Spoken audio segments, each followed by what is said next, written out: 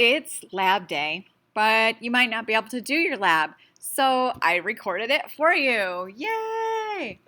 Okay, so today what we're going to do is fill in our notebook page 26, so it looks like this. Okay, our learning target is I can calculate gravitational potential energy. Yes, you're going to need a calculator. Yes, your numbers are going to be big. You can use your cell phone or you can use any other calculator you want. Maybe there's one on your device. I can help you with it in the end, but not initially. So give it a shot before you actually decide you can't do it.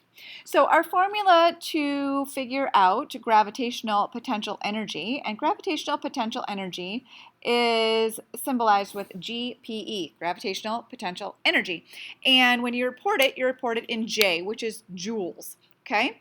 Our weight is always in newtons, and our height is always in meters. So if you get something that is in grams or is in centimeters, then you have to convert it from newtons to meters. But don't worry, I didn't stress you out this time. I'm going to make sure everything is just right so you don't have to do any conversions. Math is sometimes scary. I don't want you to scare away from science because the math is a little tricky. Today, we're going to look at a lab called Energy in a Golf Ball. You're going to watch me do the lab and I'll complete the trials. What I'm going to do is I am going to drop a golf ball from 1 meter and then watch how high it bounces up and record that. So I've already massed a golf ball. Actually, I did weight, and I used a spring scale to do it because you have to find weight in newtons, and a spring scale is the only way to do that. So I put that together. The weight of a golf ball in newtons is 0.5 newtons.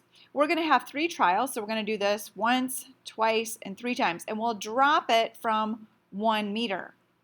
Well, if you can recall, just about, I don't know, less than a minute ago, I told you the formula to figure out gravitational potential energy is to multiply weight times height, newtons times meters. So right now, if we multiply 0.5 newtons times 1 meter, you should find that you get 0.5.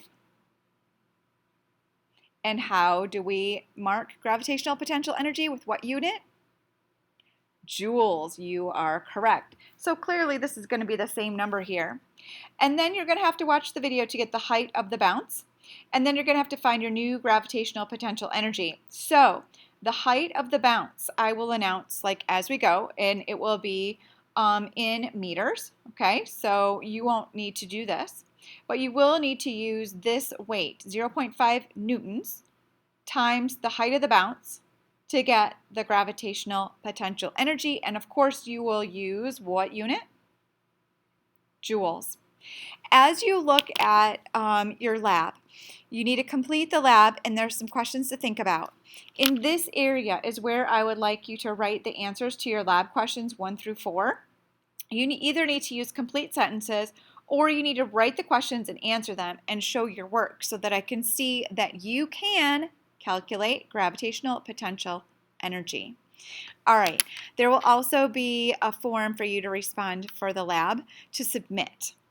Have a good time with your lesson. If you want to replicate this and do it yourself, you're more than welcome to, and repeat it as many times as you want.